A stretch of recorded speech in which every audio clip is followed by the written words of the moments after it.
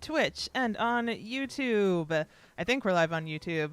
I should go check that. We're live on YouTube. We're live on YouTube We're now. live on YouTube. Yeah, we did it. Yeah, we made it. We got there. We got there, my friends. Hey, good afternoon, everyone. Like I said, welcome to the Monterey Aquarium, live here on Twitch and YouTube. Welcome to our Friday afternoon Animal Crossing stream. Yay! That's right. Friday. Oh, yes! Patrick, look at the Twitch chat. Look at the Twitch chat. What am I looking at? The Twitch we got chat. GG Gups in the GG chat. Gups, we got the GG Molove. Guppy is here. Yes. And we've got the hype train going already. Oh, I wasn't sure if they over were going to on be Twitch. Oh, I wasn't sure if they were going to be live before the stream started, but it happened. It worked. They're Yay! live. They're live. Emily, I did we've got it. some We got brand new new emotes. emoji for everybody on the Twitch chat. This is so exciting. Look at that GG Gups. GG And Gups we and should Molove. also have some W's there for Emily available via some other. Yeah, there's the Mola love there. Yes. And then yeah, also there's a puffin. There is a puffin for tier 3. Someone did mention that they missed the puns and the penguin emote, and there had to be sacrifices made. There actually was supposed to be another emote for tier 1, and I forgive me because we only got word of it a couple of hours ago that the one that we had submitted got rejected. Yes. So we did have a Bafka emote that was going to be there for tier 1. That one got rejected, so we have to workshop that, my friends. We have to workshop on that. But before we dive too deep into the what's going on in the logistics of the Twitch Yes. stream and everything, we Yes. did need to make sure to introduce our very special guest because you see We're it up not on alone. screen there. Hello, Nicole from the Getty Museum. Hello. Yay, a very warm welcome Hi. to Nicole. Yay. Hi, Patrick and Emily. Thank you for Hi. having me. Excited. Absolutely. Yeah. So I don't know if you're over on Twitch right now, Nicole, watching, but people are melting down, just having such a great time joining the chat. We've got a hype train going, which I just found out what Yes. that was when we started streaming Animal Crossing. We've got folks that are tuning in over on YouTube as well. Hello, everyone. Thank you for being there. Yeah, this is a very special live stream that we've been talking about a little bit on our streams previously about bringing in some art connoisseurs, as it were, an art expert to help us appreciate the art that is in Animal Crossing, because that beautiful museum behind us not only has the aquarium and all of our friendly bugs in there. So we've been, chatting to different experts about the bugs, about the fishes, and the invertebrates with the most recent update. But there's also the art museum. And so I'm really excited because I know very, very little about the art aspect of this game. I know, Emily, you're a little bit more seasoned pro in terms of I am the art wait. in-game. I mean, I am a pro gamer after all, Patrick. There we go. We got there. Nice. Oh, look at the pro gamer change. moves. That's ridiculous. But I did have my art outfit on specifically for today. So we'll make sure that we change back into it. So, but since we're talking about pro gamer moves, I felt like I had to change into the appropriate attire right there for this. Okay, well, we'll go back to art gear here. Revert. That's awesome. All right. Yeah, and so Nicole from the Getty Museum, welcome everybody. If we could just get some hellos and welcomes in the chat to Nicole again, just one time for Nicole there in the chat. Nicole, can you tell us a little bit about your job at the Getty Museum and what you do over there? Totally. Hi, everyone. I'm a curatorial assistant in the antiquities department. So if you've been to the Getty, and it seems like some people in the chat were just there recently, or not, in January. And yeah, we have a huge collection, and I'm mainly in the antiquities, and that's what my little avatar at the top is. It's a ancient marble shell. It looks like a real shell, but it's not. And I do collections updates and help update the information on the collections pages, and kind of a lot of other things too, social media and department support. So, and yeah, it's fun to talk about art with you all in this virtual world. Well, Nicole, I do have to say that you are already crushing the professional live streaming game here, because you've already answered the first question that we got in the chat for you, which was, what is your icon that we have up there on the screen? You already answered that without us even having to prompt it. So oh my god, you're doing great. Yeah. One fun thing, when the Getty Villa reopens, this object is actually on display, and it's really cool. It's like about the size, you could hold it in your 2 hands, which is a lot bigger than one of these real shells would be. So yeah, it's an amazing artwork. Yeah, we can definitely talk about that. I also wanted to mention that we happen to have Red on the island with us today as well, so that we can go and check out and see what he has as offerings for us. Those with the keen eye will notice that we did a little bit of time traveling this afternoon to try and find a day when Red was on the island. We only had to skip forward like 3 days. I have no idea what day it is. Like we said before, time is meaningless. So yeah, it's true. Yeah, no, when you said visit the Getty Museum recently back in January, I remember January. It was a few years ago. Yes. I was a much younger man back then, and I certainly had less of a beard. So certainly time travel is there you go. Yeah, everyone in the chat is agreeing that that time is meaningless. It's definitely true. And by the way, choo all aboard the hype train, everybody. Yes. We just obliterated the hype train. Thanks, everyone. Fun.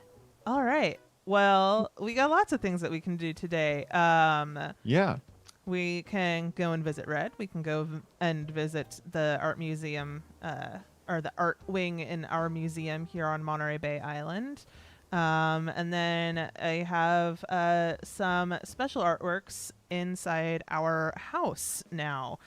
So for those of you who might be familiar with the Getty Museum, or even for those of you who are fans of the Animal Crossing goings on, you might have seen right at the beginning of quarantine, when we were blessed with this wonderful video game, the Getty Museum actually created an online art generator so that you can bring works of art from the Getty Museum onto your island.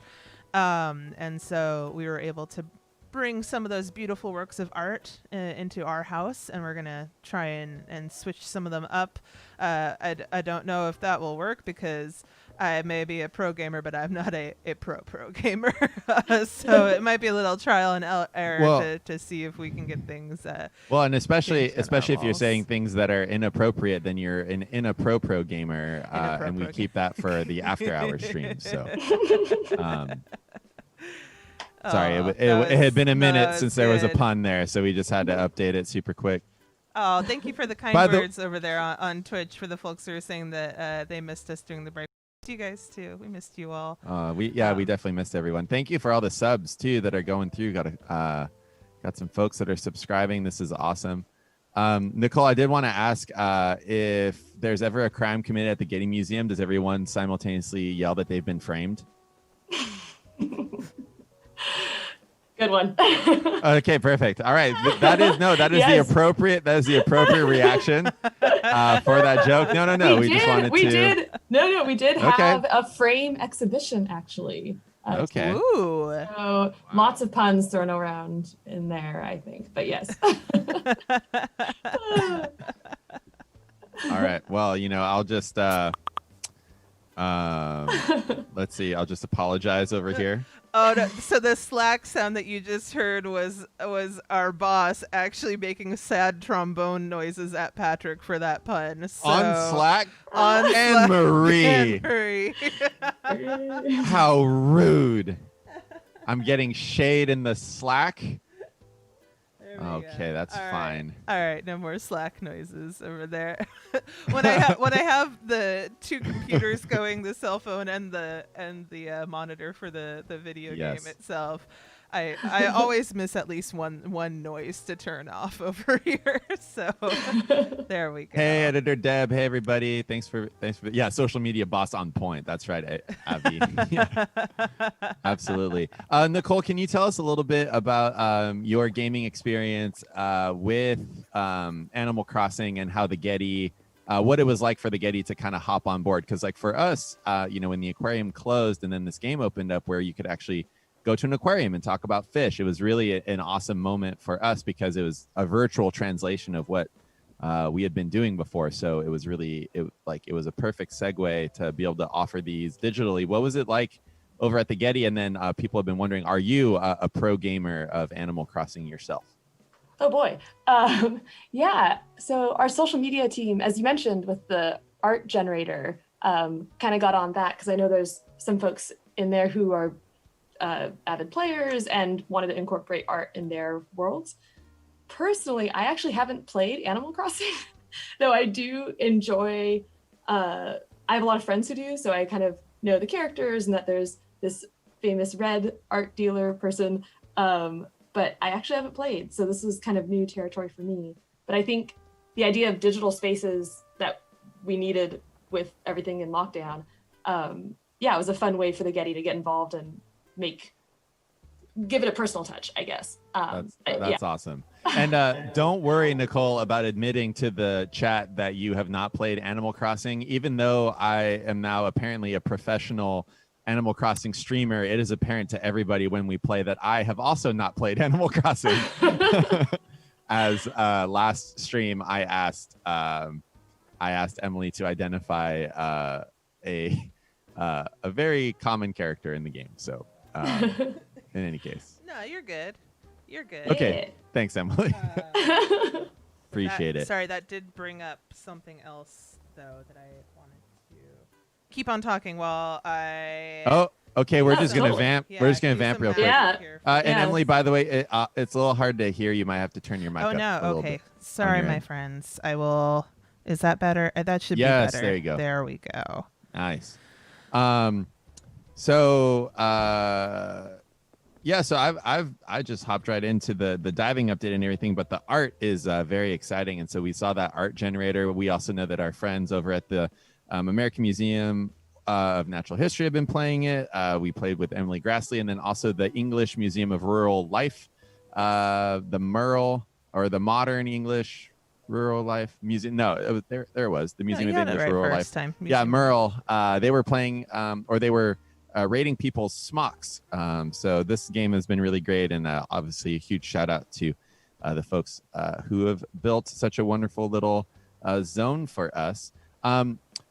Nicole, what's one of the more famous bits of art that the Getty is known for while we wait for Emily on the tech side? Is there something very famous for the folks out there who might not be familiar with the Getty? For folks, yeah, I'd say I'm an antiquities person, but there's a huge collection, and I'd probably say the most famous is the Irises by Van Gogh. It's at the Getty Center. Okay. Stations. Most people know Van Gogh. Yes. Yes. And so I think just because of that name recognition, and this painting was painted towards the end of his life when he was more like very expressive, and it's a beautiful piece. And I know when we always go with my family, my dad is kind of like, we got to go see the Van Gogh, and then we go and see the exhibitions. So Gotcha. I think it's a favorite for people who visit, and well known beyond the Getty too. Yeah. And can you define for the folks out there what the antiquity is, just in terms of age or time frame? What's an antiquity? Oh my gosh, good question. We kind of define antiquities as, at least our collection, we have quite old works, but mostly it begins, what would we say? 3rd century BC. So, Okay. or not 3rd century, sorry. Well, yeah, we have Greek works and Roman works. So the bulk of it is from the 500s BC up to the 1st century, which is 1 AD. Okay. And after that to 500 AD, you get into medieval period. But yeah. Perfect. Okay, and then So- I don't mean to like keep quizzing you, but it's important to know: No, are you no, a it's team? good. Are you a team Poseidon or a team Neptune? Ooh, I'm Team Neptune. Oh, okay. Can you So- explain your answer? So Poseidon, is this a question from someone?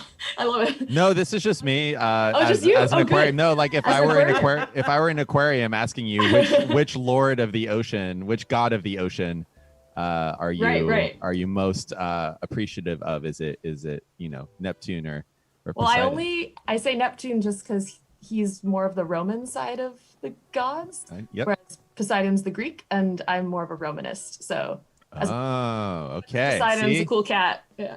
all right, we gotcha. Nice. Okay, so can we get a sound off in the chat if we're Team Neptune or Team Poseidon? We'll see. Oh, people are on Team Neptune. Nice. Yeah, people are saying little Pat just being Pat. I've been dubbed, by the way, by the community here, Nicole, Pat Scowl, you're terrible boy. So if I'm throwing wrenches into the gears of anything, that's just par for the course over here. Oh, editor Deb is saying, I find the Getty Center to be one of the most peaceful places in LA. Being out in the garden and on a clear day, seeing the ocean is the best. Nice. Oh, Good yeah. stuff. Truth. Also love. I apologize. How are things going, Emily? Things are good. The text was giving me trouble, but we're just gonna have to. I'm just gonna rearrange something real quick because Okay. you had a good transition there, so we're gonna go with it. To what the section that I'm calling fan art of the week. It's fan art of the week. Or It's time for fan art of the week. it's- Hold on. I Let's do our traditional dance for fan art of the week, Emily. We always do this. It's where you this. just push me around on the screen. Thank you. Yep. Oh no. Hold on. I have to It's fan art of the week. It's fan art of the week. It's You the one just that makes pushed- Emily cry. Well, you just push me around the screen, yes. But fan art of the week.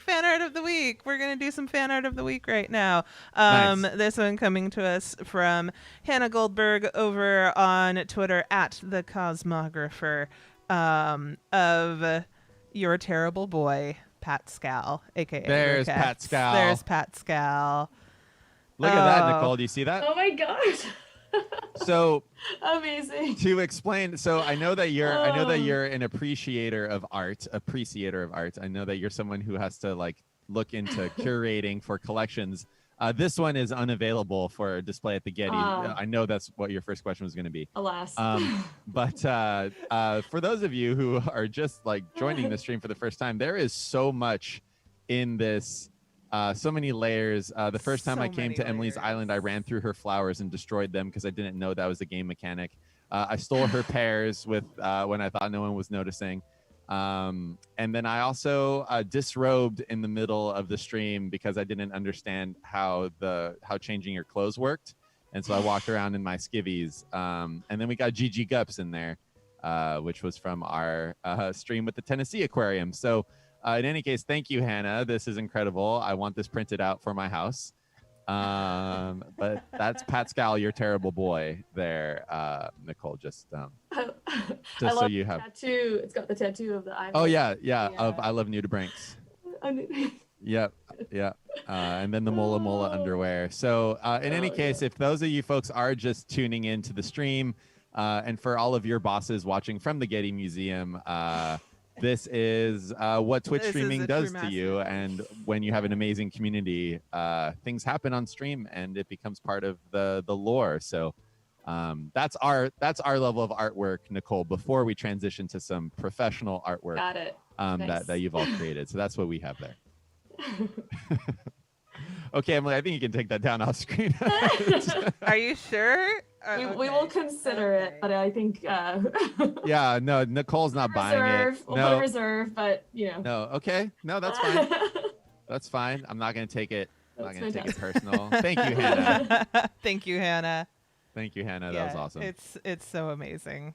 That one we're definitely gonna frame and put up everywhere.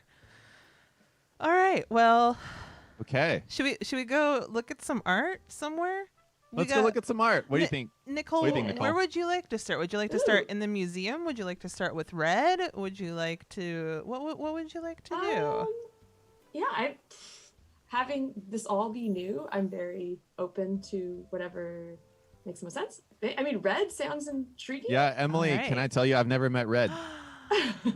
Oh, this is gonna be delightful. All right, well, red is right over here, nice and close by.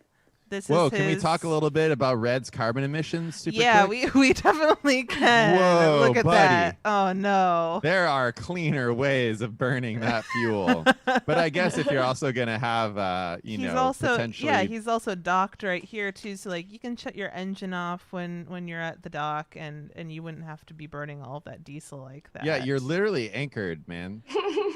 Come on, Red. Anyway, Nicole, all this is Red's very official looking boat right here, where I'm sure you know that this is where we're gonna get some pretty legit art. Right, Nicole, if you were to walk up to the dock and see this as your art dealer, what do you feel? I would walk the other way. No. I appreciate like the duct above taped board. curtain. Yeah. Oh. All right, you ready for this, Pat? Are we both able to visit Red at the same time? Yeah, you should be able to come in here with me. Okay. Just go up to the door and press A once I'm inside. I'm trying. There I go. It unfurls. Whoa, it's much roomier inside than it appears outside. It is. It's a little. I mean, it's not huge. It's. Hi, This Red. is it. This is Red. Oh. I can hear your game audio coming across the stream from your he just mic. said, welcome aboard. Welcome aboard. He's telling you about the paintings that we have inside here.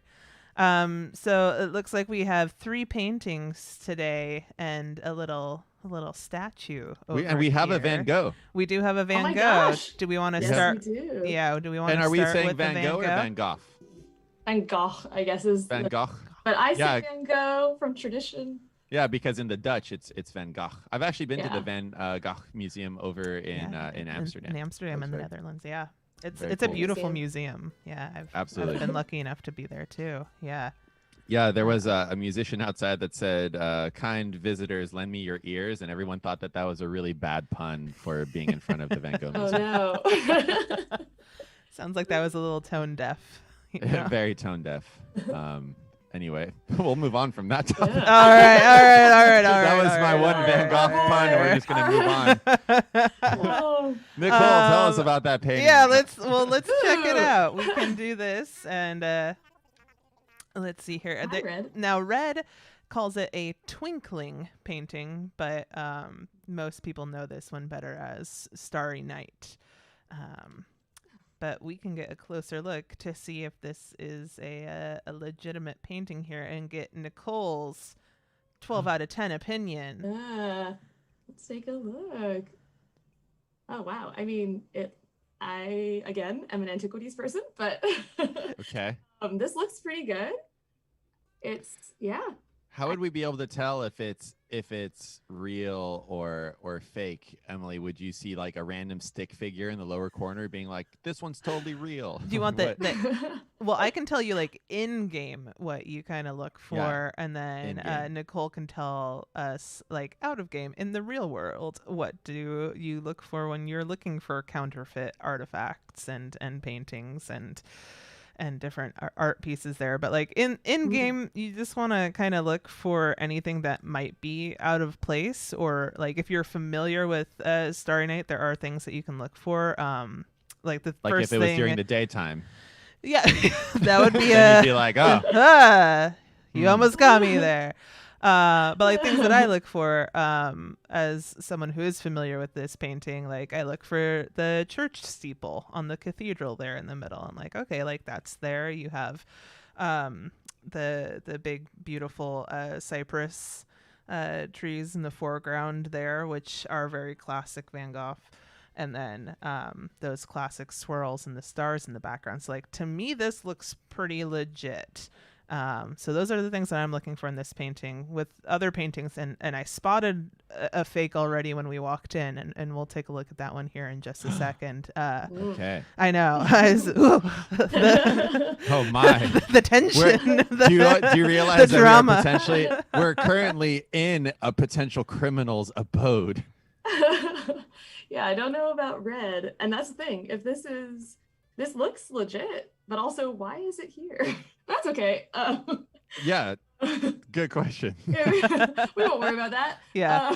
I mean, but no, yeah, I think what you said, it's got the cypress, the steeple, all the stars, the swirly, painterly effects. It's great. Yeah. Yeah. And then, of course, if you are playing the game and looking to tell if your paintings are real or fake, there have been people who have already done all the work for you online. There's, threads on Reddit and graphics that have been made showing you the differences between the real and the fake paintings in game. So if you're ever worried and you're just like, I just want to get the real ones, those are always out there for you. My pro gamer moves here are only limited. I think I saw someone in chat pointing out that some of the paintings are always going to be real ones, and some of them you do have frauds out there. So yeah, to me this looks like a pretty good painting here. But let's go check Should we out buy it? some. Well, let's look at some of the other ones first. Let's look at some of the other ones. Okay. Yeah, and then we can decide. Yeah. How many bells do you have? I got Emily? 60,000. 60,000. That's hilarious. Yeah. I have 6,000. That's You're literally 10 times the gamer I am, Emily. Oh, At least. oh, buddy. No, that's why I bought you all of your diving stuff for the game last time, because you're being frugal. You're a frugal gamer. All right. Do we want to look at the fake one that I know is fake in here right now? Yeah, let's look at the fake one that we know is fake. Come on. All right. How many times do I have to press A in the game in order to look at this painting? That one. Right there. Okay. We're going to get it. Which one are you trying to look at? The one that I'm standing in front of. Oh, no. No. Press an A. There we go. All right. 5,000th time is the charm. All right. You can feel the aura on that academic painting here. Ooh la la. Ooh la la is right. I want. If you feel the aura on like a star, it can burn you. So feeling the aura on this particular one is. Yeah. Oh my goodness! It's the Ideal Person Yes. by Leonardo, the Teenage Mutant Ninja Turtle. Yeah. Yeah, little known Ideal fact. Person. Yeah. The Ideal Person by Leonardo. Right? If it's it's totally. a forgery, then that's close enough. Yeah. Our Vitruvian man. Very cool. Yeah. So we got our Vitruvian man here. And right away, to me, I know that this one is a fake because the one in real life would not have a coffee ring up in the top right corner there. Wait. You mean no. The true backstory of this particular one is this is the first draft that Leonardo had when he was at one of the coffee shops. Yeah, he was actually visiting I've the got first it. Dang it. Starbucks. Yeah. Gotta Yeah. make another. Yeah. That's actually a few thousand-year-old espresso stain in the upper corner. It increases the value.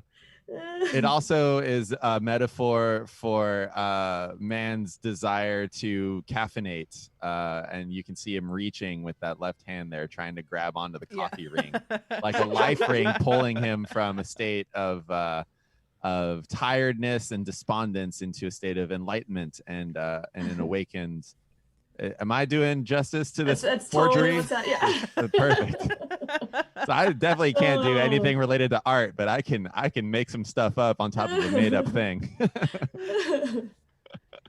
Yeah, I don't know about that coffee ring. Okay. Suspicious. I feel like So- that might give it away in real life too. If someone came up Yeah. to you with a priceless painting, it was just like, no, this is totally legitimate, and it had a coffee ring in the corner. Might be a As the harmless, armless octopus is saying in the chat, art is all about espresso yourself. I agree. That was a good one. That's such a good joke. Well done. And someone just asked me when I thought Leonardo da Vinci was alive, and I'm like, clearly right around the beginning of Starbucks. Yes. I don't know if you've ever visited Seattle, but Leonardo, the Teenage Mutant Ninja Turtle that did this one, was probably around there.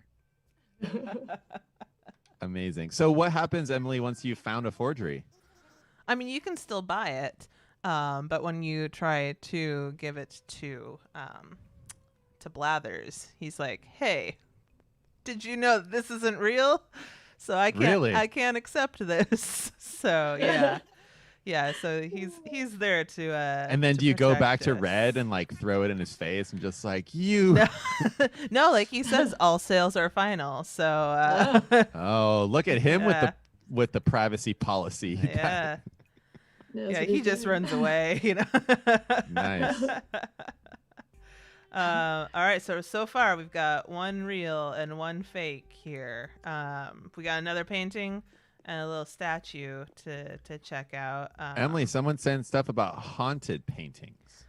Haunted paint. Oh, well, okay. So this is a wonderful theory that I read over on, I think it was Tumblr, that somebody had for Red, because we always say like, oh, like Red is this shady fox character here who's just trying to swindle you out of your money and whatnot. But I really liked what this person had to, like, the perspective that they had on it, where Red isn't trying to take your money, and he doesn't actually know how valuable all of these things are in his collection here.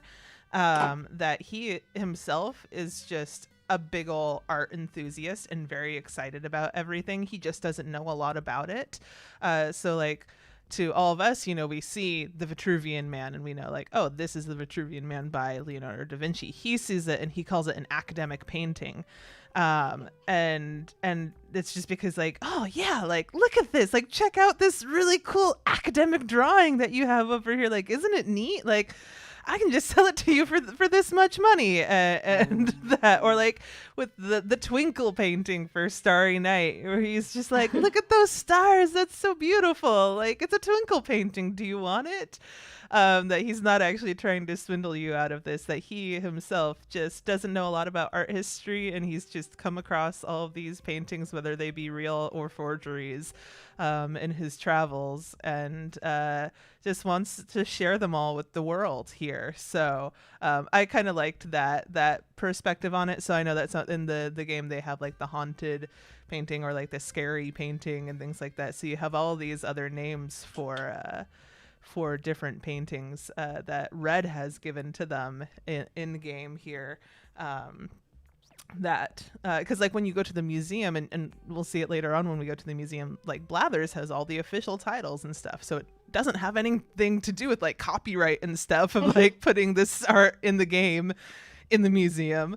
It's just Red over here just like, yeah, look at that Twinkle painting. Like, that's a nice painting there, I like that. Look at those stars. Anyway, so that I appreciated that. Although I do have to say that Red just sneezed on me, and in our current times, whoa, I'm just gonna back up over here and Red. Nicole, there was a question about art at the Getty. What would be the oldest piece of art that you have there, and then are there any that are famously quote unquote haunted? At the Getty Museum. Haunted art. Well, the oldest art would be at the Villa, so the Antiquities collection. Okay. It's Neolithic little figurines, and they're all in a little case, and they kind of look like people figures. And they're from the 6th to 5th millennium BC. So wow, very long time ago. But that was back when you could walk to the Farallon Islands from shore. Different world. Yeah, a long time ago. And I don't think those are haunted. As far as haunted works, I don't know. Are there any stories of halls that eyes. you don't go to, or pieces of art that. Or more importantly, do the paintings come alive at night once the museum Right, yes. closes? Yes. Yeah. Yes. Famously. They might. Cool. Yeah, we need to get Ben Stiller in here to Stat, clarify yeah. what a night at the Yeah. Getty Museum would be like. Does it just Cool. turn into Harry Potter, where like like all the painting? Anyway, this Right. has gotten real nerdy here. I'm here for it, but let's move along. let's look at this one. Look, another painting. Thanks, Red. I mean, he's cutting those prices down to the same exact amount every It's time. the exact same amount. Oh, yeah. man. Yeah. Oh, okay. Who we got here? It's the lady with an ermine. Ooh, Very nice. Oh, No. this looks a lot like the way that I thought I looked when I was taking care of baby sea otters when I was a volunteer with the sea otters. Mustelid love. I mean, you can't put a mustelid on the love that we have for stoats, ermines, weasels, otters, badgers, and the rest of the Mustelidae there. So yeah, I mean, Patrick, yeah. do you want to tell everybody, because people might not know like what an ermine is? So do you want to? Well, an ermine is a cousin to sea otters, right? They're in the weasel family.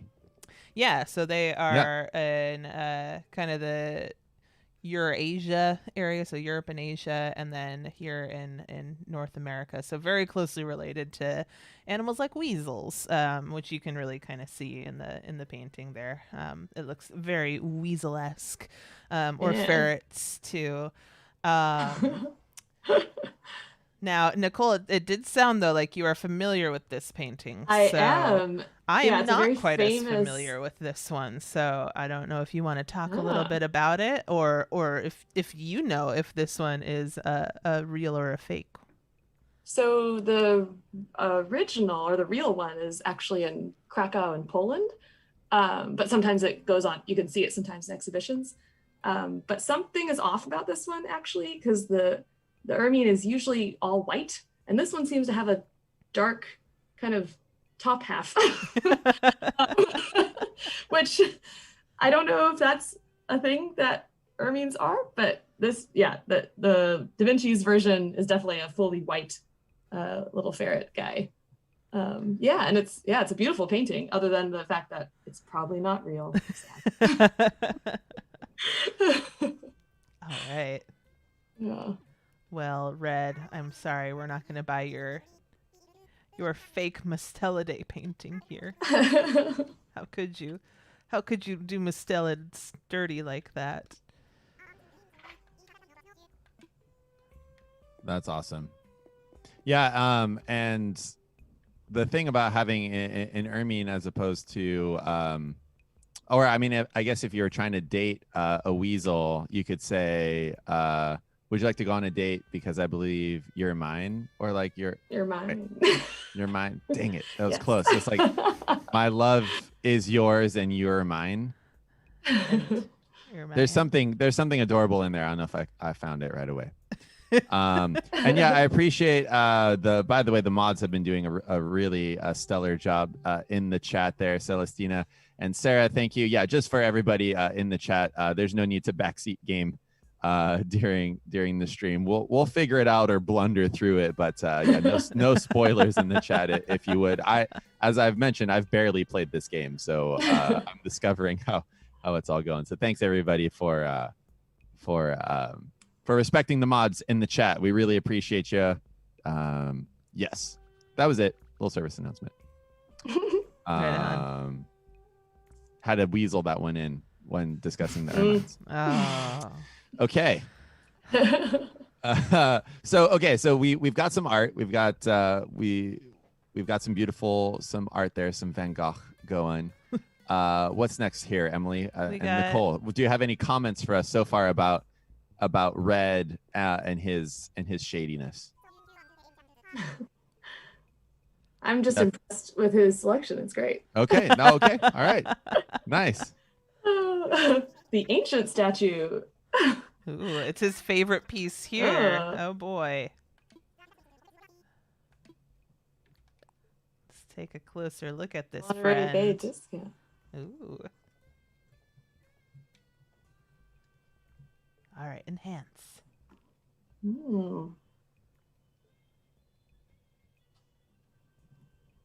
It's pretty cool. It's definitely. It definitely. Yeah. No, go for it. No, go. Oh, outside of my wheelhouse, which is ancient Greece and Rome. Mm-hmm. But yeah, I would not know where to start with this object, but it's very beautiful. It definitely looks like the precursor to the wind is blowing emoji person. So definitely follows in a grand tradition of people blowing air. That's what I see. I'm gonna stop talking though. I think it's All right. All yeah, right. I don't know. How do we tell if Alright. it's ancient or real? I don't know.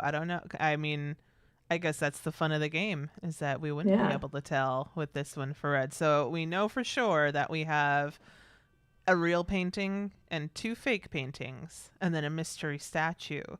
So in your professional opinion here, Nicole, which piece of art should I buy from red? Oh boy. But I guess what's your collection like? Not to, or do you have? That's is this true. your first purchase. We can go look at the collection. Because Yeah. if you want something, like if you want a sculpture, then maybe this. But it's a risk because I don't know if it's actually genuine. That's The true. Van Gogh is definitely real, so maybe that'd be nice. I don't. So the other kind of strange game mechanic here is that there's also like duplicates of real paintings in the game, and I can't remember if I've already got red. My friend here just keeps on sneezing on me, so I'm just gonna tuck myself outside. Oh man, I can't remember though if I've already picked up Starry Night. So let's go to the museum. Yay! Yay! Let's go to the museum now. Let's go to the Awesome. museum. Bye, Red. I really wish to exit Red's place, but he won't let me. You can go up the stairs. You have to go up. Oh, there's stairs. There's stairs. Aha. There you are. You said suit yourself, and I did, so I already have my suit on. So what now, Red? What do you want? Oh, are we going suits here too? Because pro gamer moves. Hold on. I've got my suit on. There we go. Oh, yeah, well, I'm going to front flip into the ocean. That's the opposite direction of the museum. And I don't understand why you're bringing that up as relevant information. Where did you? I front flipped into the ocean. I told you exactly what I did. Why? Nicole, see, this is what I have to go through on the stream is I broadcast literally exactly what I'm going to do. And then I follow through, and then the chat is confused, and Emily is disappointed. And I'm just like, I'm a very predictable person. Yeah, okay, and I go into the museum. There we go. Oh, museums. Nice. I call. Cool. I love it. Who's got Your the Monopoly. This is my little penguin outfit here. Nice. Yeah, to make my penguin neighbors feel at home. Wow. Good. Emily, although incredible. thank you.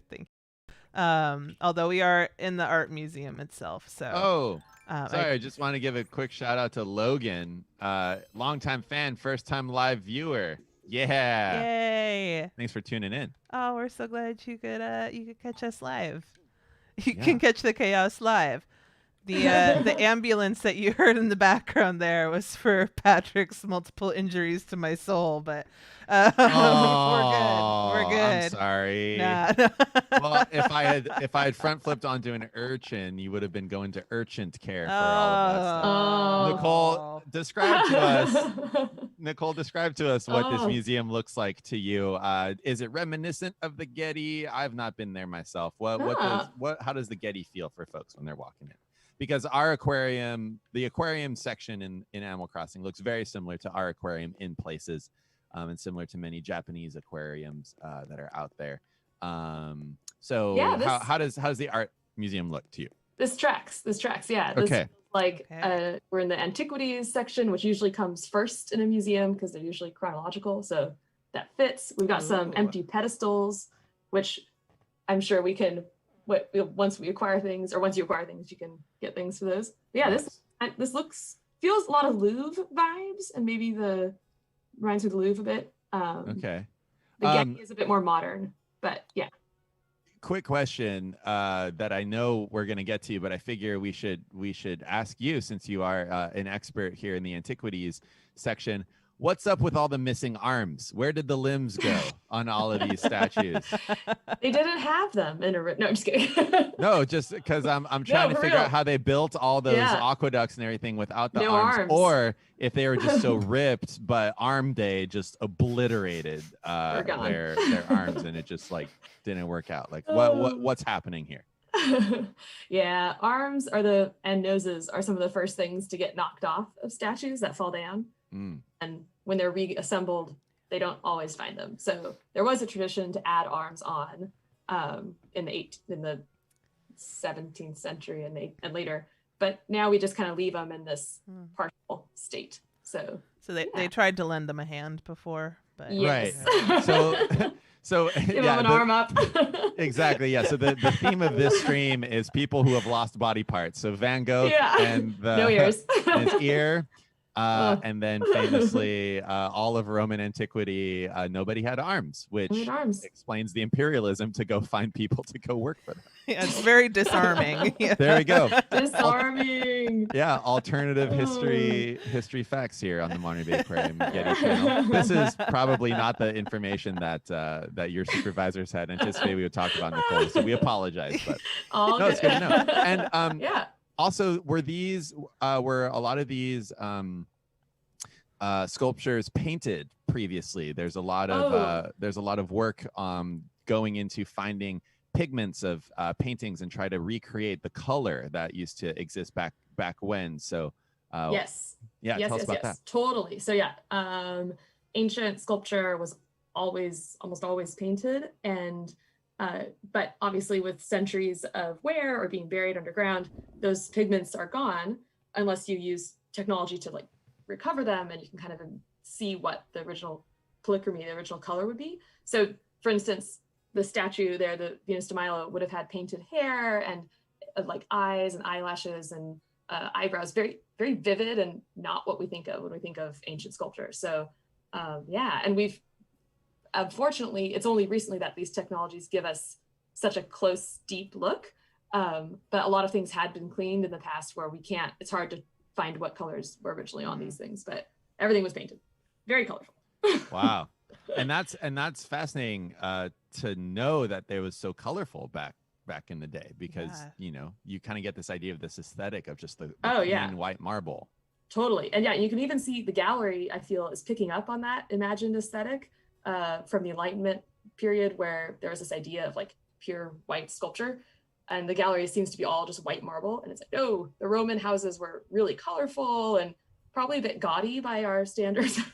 By modern standards. I think they're beautiful, but very, very colorful sculpture and surroundings in antiquity. So so cool. It really changes the vibe, when you think about it. Like, it just like it goes from being kind of like a cold bank to being like a party house. Not party house, but very. Which, if you look up what the Romans were up to, a lot of party. Yeah, a lot of party. All the decadence. Nicole, I do have a question for you. Looking at our museum here, in front of each one of these little works is a little card. How often, in your opinion, do people actually read the cards at the Getty Museum? Oh, no. Emily, no. Don't, no. To all of the exhibit designers that are out there, I read every single thing. We read every single thing, yeah. We love it, but we also understand. Yes, that's a very good question, Emily. It's a very good question. I hope it's hard because there's definitely museum fatigue. Anyone who goes to museums, you can't read every card. We really hope people read those cards because someone has poured a lot of effort into getting the word count just so it fits on that little card. The Getty recently reinstalled the antiquities collection, and there was a lot of work in rewriting the labels, updating them, and kind of, the way we receive and perceive art changes. So it's always good to read labels. Sometimes they are from other times. So if you I've gone to older museums that need a refresh, and you're like, oh yes, this label could get some updating. But I think in general, there's a lot of work that goes into these. So I hope people read and always check. They have all the dates and accession numbers where you can look up more information on objects. So now I just read about the Rosetta Stone. This also brings up the question of are there any opportunities for Patrick and I to be ghostwriters for the Getty and to throw in some puns on those plaques? Oh my goodness, there, all the puns, and see how many people pick up on it. I think it would be a really fun experiment there. I'm like, for example, over here, just a suggestion: if you were to have a little pug hanging out next to this statue, you could call it the Venus de Milo and Otis. Right? Mm-hmm. Or Milo was the cat, Milo right? Otis. Yeah. So. Oh, very nice. Yeah. This is actually a really great addition just from a gameplay standpoint, that to actually go up to these plaques and have information about them as I go is how I want to visit the animals in the aquarium and the butterfly. So if you're listening, Animal Crossing folks out there, I would love to be able to walk up to the plaques in the animal section and learn the information that Blathers had about them there. Oh, this is so cool. Have you been to the Louvre? The Louvre. Yeah. Have you been? I have, yes, but many years ago. So, and I could, as most people, have to run through it, which was sad. I want to go back. Yeah. Big. And it always changes too, so I feel like you just have to like camp out there for a while so you can see everything. Yeah. Okay. Hi, Mona Lisa. What? Yeah, we got our little Leonardo da Vinci section over here. This one gets a rope to keep the fans away. Just like the real Louvre. Yeah. So I have a question about the Vitruvian Man there. I don't know, Nicole or Emily, if you are aware. Is there any reference to the golden ratio in that particular? I mean, you can see it referenced kind of with the square and the circle and everything, but the golden ratio number is something interesting that we find all throughout nature. For example, the Nautilus shell spiral is based off of follows a multiple of the golden ratio. So you can find it in there in that building up of the shell. Is that in there? I don't think so. I think it's the idea. Okay. I don't think it's the same ratio. It's based on Vitruvian ratios. Vitruvius wrote a book on architecture and kind of gave the ideal. Okay. Leonardo's building off of that, but I don't think it's the same ratio, but it's a similar sense of like a beauty standard in the way that the golden ratio has been used to show for other, used to. Yeah. Gotcha. Okay. Yeah. If there are math nerds in the chat, I think I'm talking about phi, that particular number, not a Fibonacci sequence. Am I saying that correctly? Anyway. Okay. Moving along. The less than ideal commentary, though, by this Vitruvian terrible boy. Cool. Is there anything in here that sparks your fancy, Nicole? I can also do like a run through of the museum here. I know that we should always walk in museums, but I'm gonna run through our empty museum here real quick, see if there's anything that sparks your interest. I'm talking very loudly and touching. Museum. I'm talking very loudly and touching all the paintings. No. Oh gosh. Sorry. The cardinal sins. These are in vitrines. That's nice. Protected. Ooh, that was a word of the day. Tell us about vitrines. Ooh, vitrines. So the big glass case here that has the Hokusai wave and some other really cool stuff. That's to climate controls. Objects that like paper, works on paper or bronze or things that need special careful humidity control, and so people don't touch them. Bonus feature, but yeah, they're Wow. cool in a museum setting. So the sculpture, the marble is pretty stable, so you can leave that out in the open. But for anyone who's been to the British Museum, you know that the Rosetta Stone is also in a vitrine, and it's usually surrounded by tons of people because it's so famous. So it's both to protect objects and from visitors, but also from the environment. Makes sense. I got out of the way. I know Chad is just laying into me for being a bad gamer today. I was in the way. Yeah. No. You're doing great, our terrible boy. I have another pressing question for you, Nicole. I don't know if you spent a lot of time on this small website called YouTube, but have you ever watched the art restoration channels on there? I haven't followed them specifically, but I have seen art restoration videos. Okay. Yeah. I just bring it up because I find that they are amazingly like therapeutic to just watch what is like weeks and months of like very like small like chipping away at like old resin that people painted over old paintings and stuff to preserve them, but over time have just like destroyed them, and they just sit there and they like chip it off, but they do it in, you know, a time lapse, and they're amazing. Highly recommend. Yes. Yeah. Is this people in the chat are saying the Baumgartner restoration? Is that what you're referring to? There's quite a few of them, but yeah, that one was okay. That's coming highly recommended in the chat there, Nicole. Baumgartner restoration. Well, the Getty has an amazing conservation department, or both in the museum and Conservation Institute, and does restoration on all kinds of objects. So I'm sure I don't have it to hand, but we have some videos, at least for the antiquities side of things, on the restoration of this drunken satyr sculpture from Herculaneum that was done, and you get to like see inside of it and how they kind of repositioned it on its rock. There's amazing.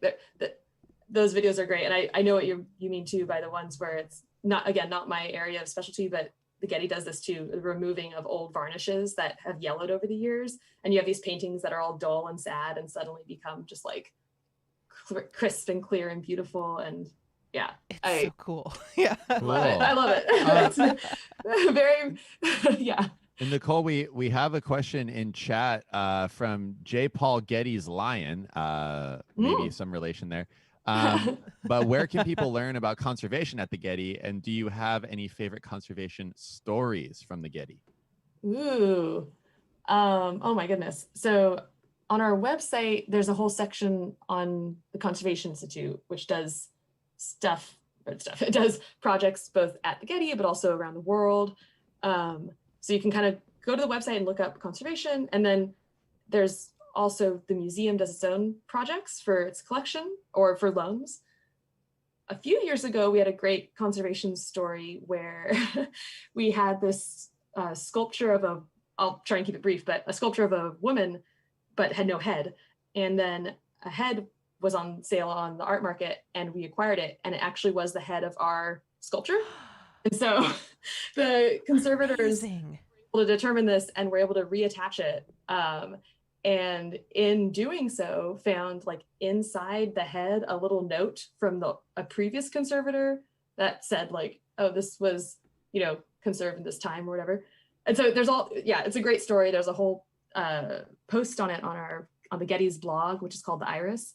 And there's a lot of stories like that. I think actually a good place to start for Getty conservation stories would be the Getty Iris blog, and just like tag conservation, because there's just all the departments have versions of like that, and this now recapitated lady is on view in our galleries, which is pretty fun. So that's so cool. Yeah. And by the way, recapitated, a good word. Yes. And I should say they knew there's a lot of heads that get separated from bodies from sculptures. They knew this one belonged to this sculpture because there was a photo of it from earlier before the head was separated. And so they were able to say, oh my gosh, here's this old photo of our sculpture with its head. Here's the head. And so it was really cool to reconnect them. Almost over 50 years later. Yeah. Yeah. Wow. Glad that they didn't get ahead of themselves there and put Oh. yeah. You got a good head on your shoulders now, you know. Oh. That's amazing. So cool. Yeah. That's We such have a a cool question story. about. Oh, and by the way, yes, for you folks out there seeing the Hokusai wave, that is, of course, the ocean emoji on Yes. Apple products, and we use it all the time. Yeah. So we actually have a similar representation of the Hokusai wave at the aquarium, but made out of thousands and thousands and thousands of pieces of tiny colored plastic that were taken out of the Pacific Ocean by Chris Jordan. Is that his name, Emily? I believe Jordan. so.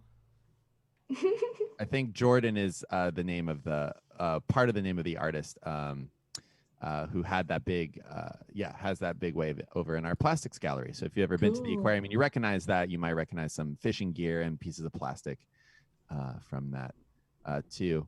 And Emily, we have a question about the piece of art on the right of the screen there. I do not know Right. the name of it, but I know that the museum might. We can read the plaque. Let's read the plaque, Mm. everybody. This is Beauty Looking Back. Grace. Nice. I mean, I can narrate the plaque here too. I'll go for it. instead of A us hand-painted sitting piece by a hand-painted piece by. Oh no, I shouldn't have volunteered Hisha- myself. Hishikawa- to- Hishikawa Moronobu? Moronobu. Yep. Yeah, okay. An artist known for popularizing the the The ukiyo-e style. Ukiyo-e style. Sorry, everybody. Yeah, I am so sorry. I deeply apologize for butchering anything in here. This stirring painting depicts a fashionable woman glancing back over her shoulder. That's it. That's all the plaque says. Nice. It's beautiful. Well, Yeah. Emily, don't feel too bad. I'm just a goofball standing in a mask and snorkel and rain hat in the middle of a In museum. the So, middle I of feel like you're museum. doing pretty good. I should have gotten you a an art outfit too for All the I stream. want, though, Emily, is to hop up here and pretend to be a sculpture. I wish that I could do that in the game. I love the detail to the game. They even have on the ground you just walked over this like plug outlet thing on the Yeah. Oh, yeah, for like to put a stanchion or something in Yeah, Yeah. it's great. Yeah. there. I love they have like little like doors in the game too. Like there's like a little secret hatch, and every time I walk Oh, over one, I'm just yeah. like, maybe today will be the day that it'll open for me, and I can go in there. Yeah, actually at the Getty we have little things on the ground like that we use to because that might be earthquake country Hmm. on secure bases. But yeah. There's another Van Gogh over here. Yes. So it does look like we are missing Starry Night, but we do have the sunflowers. I definitely need some Monet in here. That costs more Monet. Hey. Oh, the sunflowers. Yeah. I mean, this is really great stuff. We're looking at the chat. Lots of folks are having a great time. Oh, I've just been called modern art, Emily. Aww. Are you trying to say there's no room for me in this museum? That's great. Yeah, I will be your completely white painting. That was can you tell us a little bit about what it's like to be a curator for an art museum, Nicole, trying to find, what is representative? There's obviously a lot of difficult decisions that are made. And there's also, for the general public, there's truly impressive works of art. And then there's like art for an artist that also needs to play along. I remember when I was at the Museum of Modern Art in Spain, I got to see Picasso's Guernica, which of course is a masterpiece, but it's huge and it's very imposing, and it's just like very clearly, as a layperson, you look at that and like, that is art. And then immediately, has so much story, so much, technique, and everything. Then you go around the corner and then you've got some modern art that was literally, a black line down the middle of a white canvas, which is obviously artistic expression, but that it's in the same view as like something that means so much to so many people versus like kind of the type of art where people are like, oh, I don't know if I necessarily understand it. What is it like to be in that world and have those curatorial decisions around art? Because art gets very subjective very quick, right? Oh, totally. Yeah. And I think for me and the antiquities side of things, I'm tapped into the like lived experiences of artworks. So the Getty has some great mosaics, which would have originally been on the floors. So I kind of, talking to guests, talk about like, oh, what art decorates your own home and how do you experience art in your daily life? And so I think a lot of the art of the ancient world was lived with and used. And so I use that as kind of an entry point for discussing these cultures.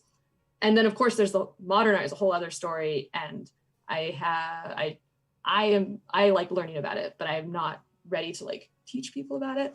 But at a curatorial at the villa or at the Getty Villa, it's great to be able to share the collection with people who don't think they like ancient art, and then to be like, oh, well, it's not that different from, it's kind of just the human experience at some level. And so, yeah, I think that's where I use as my launching off point. Because I agree, it can get kind of heady with modern art, which is great. And there's an audience for that for sure. But yeah, I start with the basics, like, interesting. A hairpin or a necklace. Is it, do you ever look at some of the art from antiquity and try to look at it through the eyes of like someone who would consider that to be modern art back in the day? Like, oh man, like what would that be like? Someone walking. Totally. And that's like, so if you have Greek vases or Athenian black and red figure vases, there was a period when they were all mostly black figure, and then it shifted to being red figure. Not important, but basically it is important, but basically the style changed. And there was a point when some vases had both types, because it was like, oh, look at us, we can do the new modern style, kind of like Impressionism, right? Where a whole new way of drawing or painting happened in vases as well. And so it's fun to see that evolution. So I think for the people using it at the time to be like, oh, I want to get the new red style. That's what's in fashion now. That's to us as a modern, as 2,000 years later or whatever, it's all ancient. For us it's like, oh, that's all ancient art, but they're very different periods actually.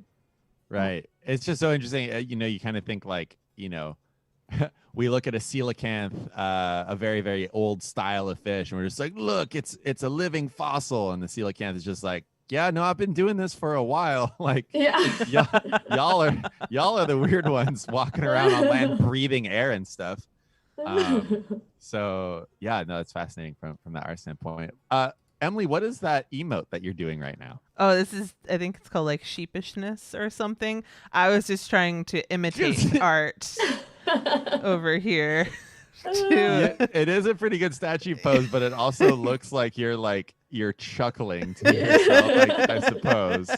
You're like, hey, I have two arms and you don't. Oh, goddess of beauty, I've got two. You want to arm wrestle? Just throwing shade at the. Well, this wasn't making for good visual content here, standing with the two of us just standing in a corner. Oh, no. Again, everybody who's tuning in to watch these streams doesn't tune in, as far as I can tell, for anything in the visual medium that we're Oh, boy. Cool. Yeah, so hardwood floors in the museum. That looks good. Check. What else do we feel like? Should we look at some of the Getty original art? Yeah. Emily, in your house, or how do we feel? Definitely. We've done in here, or should we go by Starry Night and then bring it back? Yeah, I was gonna say, would that be your recommendation, you can't donate Nicole? while I'm here. Since I can't donate while you're here, but we can at least pick up that painting while we're here. Sure, let's do it. I mean, that would be my gut reaction of just like I know that painting is real and we don't have it, so maybe that's the one that I should get, because we can only get one painting per day from Red. Oh, really? Yeah, so I wouldn't be able to buy both the statue and the Van Gogh painting here. Well, you got to believe me when I say that while I wait for you to buy that, I'm just going to do a front flip into the ocean. Yeah, well, I know that you are. I did it. All right. There we go. And for those of you who are just tuning Yay. in, thank you so much for tuning in. We've been talking for about an hour and 10 minutes here with the wonderful Nicole over at the Getty Museum. And we are chatting about art and museums and using Animal Crossing for education. So a whole lot of fun that everybody can be on the stream with us, chatting remotely while both of our institutions are currently closed. I'm swimming, Emily. I see you. Well, You see not me? anymore. Now you're gone. But I saw you dive. It's swimming If away you from me. catch anything else without me, my friend, we're going to have words. Wait, why did it turn around for me?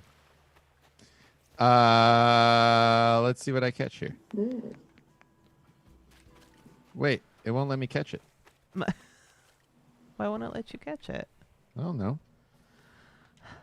Sorry, Nicole, stand by. Oh, no, you're I good, have you're to. good. I have to go rescue my buddy here. Go get him. The lifeguard on duty. This is great. Go get him. I'm not. I'm just trying to catch this thing that keeps swimming over. It won't let me catch it. Emily, You're not over anything. I am. There's no bubbles. There are literally bubbles on my screen. Well, I don't see it. There are bubbles over here. I'm swimming over bubbles right as we speak. I'm, I'm heading back to shore because the just- game has broken. I'm just saying that there are bubbles over here. So No. if you dive down over here, you'll probably No, catch I was swimming over something. bubbles and I couldn't collect the thing that I wanted to collect. So now I'm done. Uh-huh. I'm pouting. I'm heading back over to the shore. Are you sure? Yes, All right. Well, I'll I'm sure. see what our friend is over here. Ah, look, it's you- a sea pineapple. Okay. I'll swim back to shore now. That's fine. I'm just gonna sit here in distress. There weren't any bubbles over there, so I don't There know. were on my screen. There were, Emily. I'm not gonna stand. I'm not gonna stand. Were they your bubbles that you were making by swimming? No, I'm not Pumbaa. I know. I know what the real bubbles look like. Okay. I'm remembering GG Gups. You're right, everybody. I should think about GG Gups, and now I feel better. All right. Okay, let's go look at some of the Getty's art. Let's go see what the amazing social media Yay. team made from the Getty Museum back when coronavirus first was showing up, and we still live in that reality. Yeah. And here we are. Yeah. Here we still are. Months It's later. here. Oh, those 4 months of quarantine really paid Oh. off, didn't they, everyone? Okay, I'm done. Oh boy. Where'd you go? I'm going to my house. Oh, okay. Are you coming? I am, yeah. Are you sure? There you are. No, I'm going the way you were going. Okay, Okay. I'll come back. This isn't. I'm being a terrible boy. I'm sorry, Emily. That's okay. You're our terrible boy. I like the landscaping around your house, Emily. Thanks. I've been trying to redo some of it. Maybe make some new little areas. Please excuse the cockroach friends in the house, Oh, no. Nicole. I refuse to kill them because they're too cute in game. If this was real life, Oh. that would be a different story. But in game, they make adorable little wiggly noises, and I love them very much. Okay, Patrick, are you coming inside? Oh, I didn't realize that I could do this. Okay, yes, I'm Yeah, coming come inside. inside and come downstairs. Okay, coming inside, coming downstairs.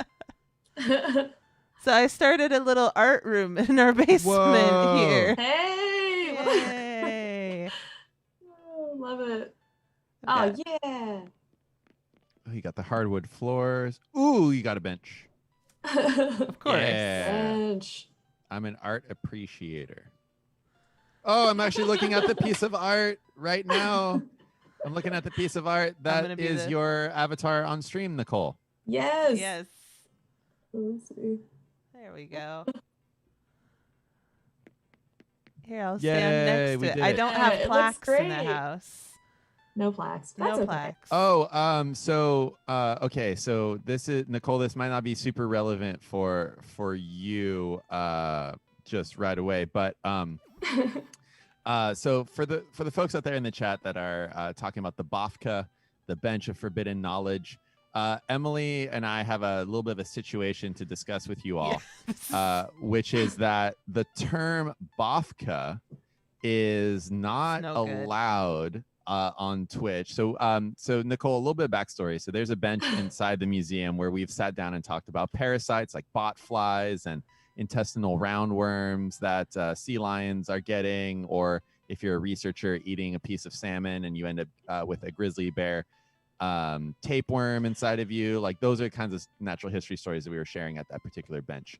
If you're not familiar with what a bot fly is, do you know what a bot fly is, Nicole? No. So a bot fly is a fly that lands on you and lays their Now the egg under mini your bot. skin, and then a larva develops eating the fresh meat beneath your skin, and then eventually emerges from your body and flies away. So we had a gentleman who grew a couple of bot flies of his own. So it is one of those stories. So that was the Bench of Forbidden Knowledge, or the Bafka that we had. But Emily, in submitting an emoji for the Bafka, what did you discover for everybody? So the Bafka is, according to Twitch, not allowed on Twitch's platform because it was offensive. And I guess Urban Dictionary has other definitions of what Bafka means, which are offensive, that we were unawares of. So the Bench of Forbidden Knowledge showed up, just naturally in the stream. De novo, I believe, would be the way of saying it. It appeared magically. But unfortunately, we might not be able to use the term Bafka to refer to that particular bench. So if anyone has any suggestions, we'll work on it. Maybe a moment for everybody to just have some F's in the chat to pay respects to the Bafka. Some F's in the chat. Bafka was too powerful for Twitch and they nerfed it. Exactly. So maybe we have to pronounce it the BFK, the BOFK.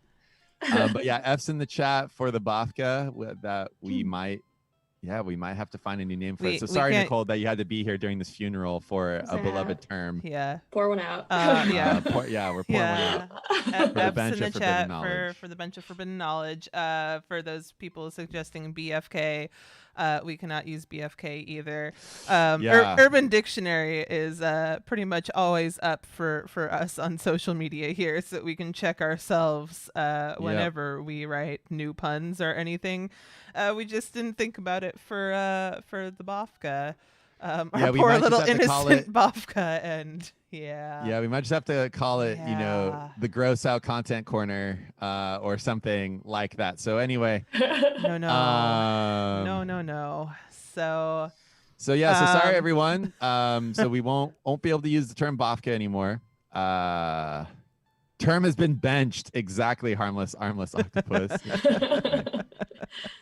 It can be the Bench of Forbidden Knowledge. Pat's a terrible boy bench. No, so anyway, we don't have to solve that right now. We'll solve it on some other stream, but just so y'all know. R.I.P. Bafka. Okay. R.I.P. Bafka. Anyway, apparently Safka isn't anything. The seat of forbidden knowledge. We'll look into it. But thank you, everyone. Okay. Yeah, so we can't use the term Bafka in chat anymore, everybody. What if we just called it the sock, the seat of cursed knowledge? Oh, sock is sock? just a sock. Sock is fine. Sock is just a sock. Can't be bad, especially because then we can go. Let's sock it to him. Oh, that would be good. Yeah. The seat. Sock. The sock. Sock. Come on, Nicole. Let's get to Getty into this. Something Sock. right. We're Sock. doing it. Okay. Sock. It's I the did sock. something. Yes. Okay. Sock Sorry, rocks. Nicole. Again, not sure if this was quite the content. But this is what happens when you become when you pull some pro gamer moves in quarantine to spread ocean awareness. You end up falling into a beautiful community. Enchanting sock. Yes. So it's the sock. Yep. Let's put our socks Sock on and now. pull them up tight because it's Oh, time for some yeah. parasite. Nice. Love it. Yay, Emily. Okay, it's the sock. I Everyone. solved it. You solved it. It's The seat of cursed knowledge. The seat of cursed knowledge. Rock'em, sock'em. Rock'em, sock'em. Let's sock it to them. Sock it to them. It's time to learn something gross. Those facts so with definitely that, don't with suck. that, Oh, okay. With that. With that. so if that's the seat of cursed knowledge, what would be something related to art? Basically, Nicole, we're trying to get you to share with us a disgusting story of art. Well, if someone, you have any. Ooh. yeah, A gut churning story of art. Churning story. Something that will leave people amazed, but also mildly uncomfortable having heard it. Do you have any such stories? Oh my gosh, racking my brain. It does. I mean, it could be because you know a lot about like Greek and Roman life and art and everything like that as well. And antiquities, maybe like from that time period. Is there a particularly like disturbing fact about life in those times that you could share, or I don't know. Oh man, I mean, I don't think they thought it was gross, but famously garum, this fish sauce that Romans Yes. would make, apparently Wait, hold on, Patrick. Okay, you did scoot over on the bench. I scooted needed over. Oh, to yeah, join you. Okay. All a right.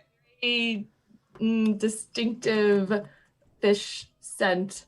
I've never tried to make it. I have a friend who tried to make it, and it was It was the most popular condiment in the ancient world. yes, It predates pizza. Back before people put tomato sauce and cheese and stuff on the bread, they would bake bread and they put garum all over it. It was the most popular. It's like a fish sauce, fermented Exactly. fish sauce. Yeah, fermented fish. Nice. Yum. That. And So imagine gaudy paintings in beautiful color while people are walking around eating bread with fermented fish sauce, being held up with no arms is what we've discovered about the ancient world. yes, precisely. Nice. Yeah, and I guess I don't think it's like necessarily gross, but I know along the lines of food and dining, some of these feasts, there's ancient descriptions that are kind of completely off the wall, where you have pigs stuffed with birds that are stuffed with other animals, kind of like a turducken or whatever, all and stuff with dormice, just everything kind of stuffed in itself. But it's hard to tell if these are how fantastic these stories are, if they were really common. But yeah, I'm thinking of like, and there's plenty of stories that are just, I love that you're like sitting in like story time mode. Yeah, no, we're here to listen. We're here This to is learn. what the sock is all about. Yeah. Yeah. Yeah, there's plenty of stories from like Greek heroes that involve pretty disgusting or scary monsters. Scylla famously is this she's got like half woman, half sea monster who, when Odysseus and his men went with their ship near her rock, she like snatched them up and broke them into little bits. And some of the descriptions are just like, really gross. The bones being crushed, and Whoa. ancient authors really got into making it super graphic. Yeah, I think, and there's always the disturbing family dramas if you get too deep into the Greek family trees. Oh, or yes. the gods Yeah. and the mortals, or just the families. Family of Atreus, famously, where parents are serving their children, and it's like a lot of people eating people, and yeah. So those are more just like Like the famous painting of Saturn. Yes, yeah. Yeah, devouring his son, right? Yeah, Saturn devoured his son, yeah. Which, in space, if one of Saturn's satellites, fell into it, it wouldn't be quite as gruesome as the depiction that was found there. That was for the astronomers who might be in the chat. Yes. We've got quite a few suggestions in the chat, Nicole, about disgusting things. But I did want to mention, so if we've got the sock, Emily, what do you think about calling this particular seat the BOAR, the BOAR, for the bench of artistic recapitulations? Because it's kind of like, oh man, it's no. Oh no, I like it. Okay, Nicole likes it. What do we think? That's a mouthful, so I'm glad that it's an acronym. Yeah, the bench of artistic recapitulations, because it's close to recapitation.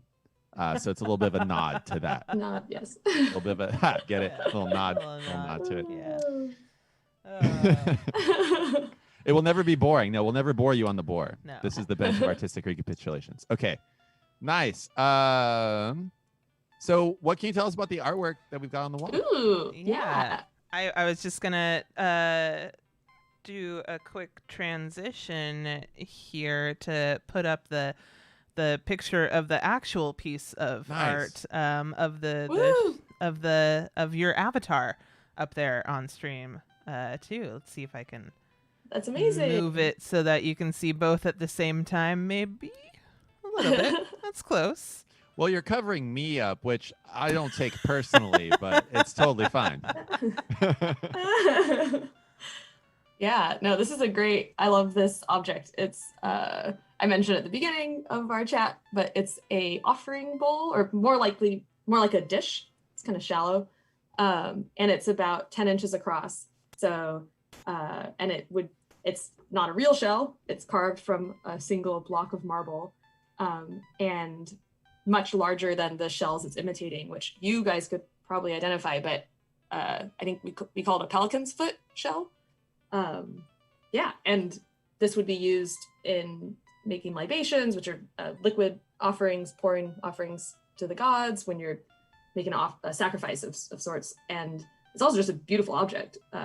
Clearly someone was looking at nature, but also like expanding on it, because this is much larger than anything you'd find, I think, in nature. But yeah, there are some sizable shells out there, but I don't know if this particular species makes it there. Yeah, it looks similar to what it looks like a mix of a murex and some other shells that folks may have seen out there. That's really gorgeous stuff. Yeah, and speaking of the pigment that someone brought up earlier, there are traces of red pigment on this, so it was probably painted. It wasn't all white. We don't know the precise design, but this was also, like so many things from antiquity, painted. Much like I think the type of shell it's imitating is more colorful. Awesome. And in game right now, Emily, right, there's some painted shells on the beach. Yeah. Our summer shells. I don't know how much more I can talk about that. There's some shells on the beach. You can make things out of them. Yeah. Okay. Nice. So they're kind of like, are they a better version of those dumb eggs that were around for? Oh my God, so much better. They're Although better than they are definitely fewer and further between, which is frustrating from someone who's trying to collect a whole bunch so that we can make all of the nautical stuff for our island, since it's like the one season that it's just like, yes, this is built for the aquarium, and you get like one a day. Oh, excuse me, Trooper. That was Trooper, by the way, everybody. If you're not familiar with the stream dog, Nicole, I don't know if you've met Trooper. I have not. No, well, Trooper sometimes chimes in when she has a very specific bit of feedback about the stream. True. And what she was saying is we need to stop covering me up and put her up on the screen. And so now that we've done that, yeah, it's fixed there, Patrick. it looks much better now.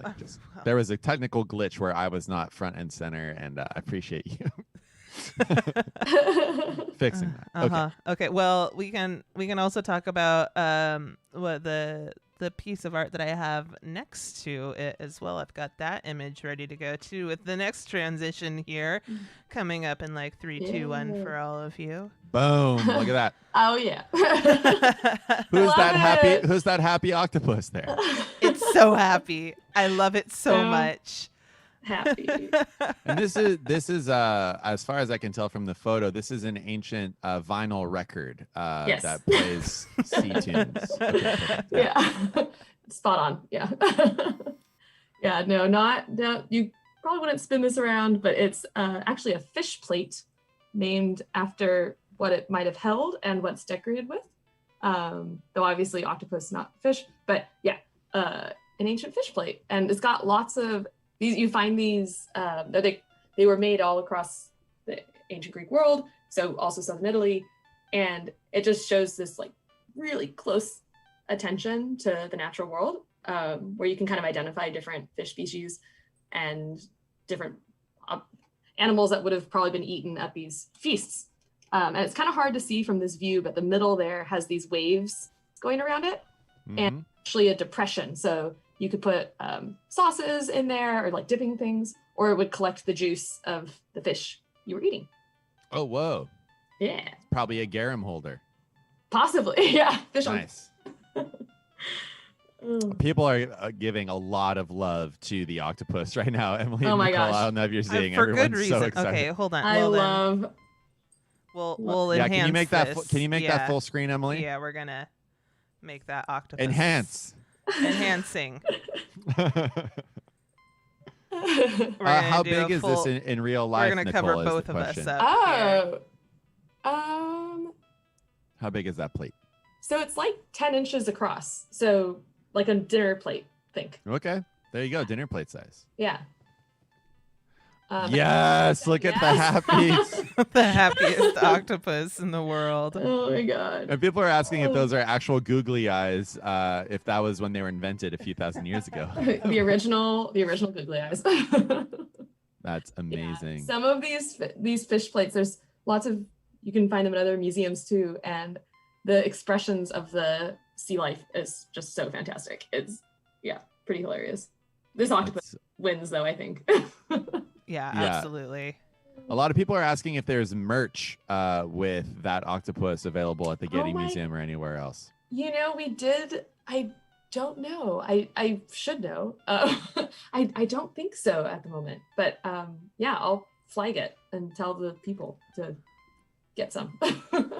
And we've got some folks asking for the QR code for those bits of art. Yes. And those are. Do you have that, Emily? Give me just a second. I can pull those up. Oh. And yeah, and Cool. this is, I should say too, the image that you see, the high res one, on the Getty collection pages, you can download it for free and do whatever you want to do with it. It's all open content. So in addition to the being able to go into Animal Crossing, you can crop out the octopus for whatever. But yeah. Awesome. Yeah. Yeah. Well, this is just a whole lot of fun looking at a happy octopus from antiquity together. It's great. Oh, okay. It looks like Sarah in the chat, mod Sarah there, has the link. Thank you. Yes, there's the AC art generator and the QR codes will be in there. Thank you, Sarah. Nice. Hey. Yeah. Cool. Someone is saying the name for this octopus should be Neptune calamari. Neptune calamari. Good. Well, cool. There's a few other pieces of art in the room as well there, Emily, right? Yeah, give me just a second to remove the happiest octopus here. That's right. Too much happiness could break the stream. And I think there's this, it's just so fun. You have a scallop and a mussel, I think. I don't know what's down at the bottom, but. Yeah. All right, let's see here. Nice. Yeah. Whee! Flying We definitely wanted to talk about these beautiful little friends up on the wall over here. I know that one of them is like the enhanced picture of it, but I'll pull up the real image here.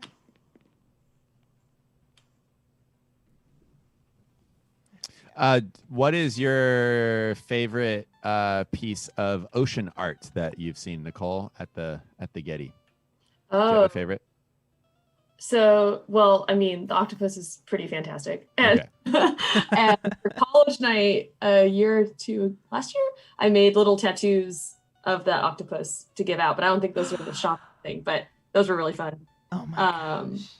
But there's also a great, it's not in our collection, but a great image of you see these on Apulian vases of people riding dolphins, like a double jet ski.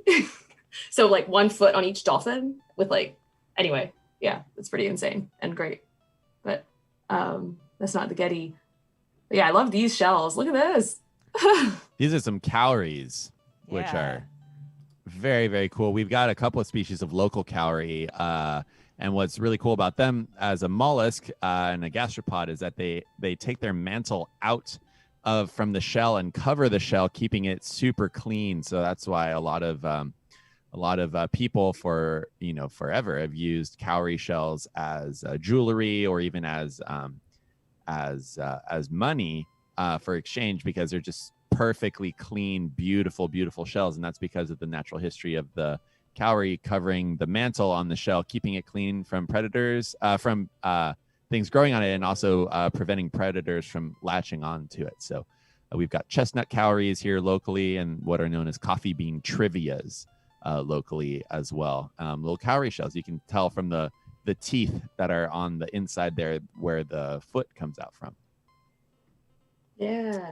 Love them. So cool. Yeah, and there's in antiquity, and yeah, as you said, they were used across the Mediterranean at some points as money, but also just as jewelry and amulets. And these aren't actually cowrie shells. They're imitating it though, because they have these. Oh. So okay. these are gold. It's gold plate that's been folded and incised to make it look like the shells. And wow. Might have been a necklace, but yeah, so it's a imitation, and it had it was associated with fertility and kind of this power symbol. So probably they belonged to a woman or had feminine associations. But also it's just it also looks kind of like an eye, and so it had this warding off of evil element. But yeah, I love it, just replicating this natural object that was made of jewelry in gold to be like a super deluxe version, as it were. Very cool. Yeah. Emily, someone in the chat is pointing out that you have a barrel eye statue and they can't even find one. How did you do that? Oh, they come out at nighttime, and you're going to catch a whole lot of mackerel in your search for them. They are a very small fish out there in the ocean. I think that, here, hold on. I can tell you exactly when they appear. Just in case you didn't know this, Pro Gamer Tips with Emily. That's the new jingle for it. That's the new jingle. That's the new jingle. Fun facts. There you are, my little barrel eye friend. If you go to your Critterpedia on your Nook phone, you can see exactly when different animals are active outside. So for the barrel eye, they are up between 9 p.m. and 4 a.m. So you have to be online late at night to catch your little barrel eye buds, or do some time traveling if you can only go on your Switch during the day. Just go forward a couple of hours so that you can find your sweet little barrel eye buddies. They are very small fish though out in the ocean, and so you are going to catch a whole bunch of tiny fish in your search for them. I caught so many mackerel, just so many mackerel. So many. So we have our friend, our little barrel eye bud right there. I think that was the first. Nope, that was the second fish statue that I got from CJ. Because the first one, guess what was our first statue that we got made from CJ? It's not in this room right now. It was the horse mackerel, because I caught so many of them. That's right. We did have to immortalize BoJack horse mackerel. Yeah. Nicole, the name of our mackerel in our aquarium in game is BoJack horse mackerel. Oh, wonderful. Yes. Just so you're aware. Tons. And just so we can get one QR code up there on stream, just for everybody who does want to have the happiest octopus plate. Oh, nice. In their Animal Crossing house, that is up there for you now. In case you don't know, I guess this can be another Emily's Pro Gamer tip moment. In case you don't know how to get QR codes into your Animal Crossing life, you do have to download the Nintendo Switch online app to your phone. And then in there, when you sign in with your Nintendo Switch Online account, you have to click on the Animal Crossing box there, and then it'll basically be like the Nook link, the Nook phone on your phone, and you'll have a little Nook link, and it'll say Designs, and you click on Designs, and then when you go to Designs, it'll say scan a QR code. And then you'll scan the QR code that's up there from the Getty Museum or wherever you're at. And then on your own little Nook phone here in the game, this is a very long game tip here, my friends. Ooh, I hope that you were buckled in for this.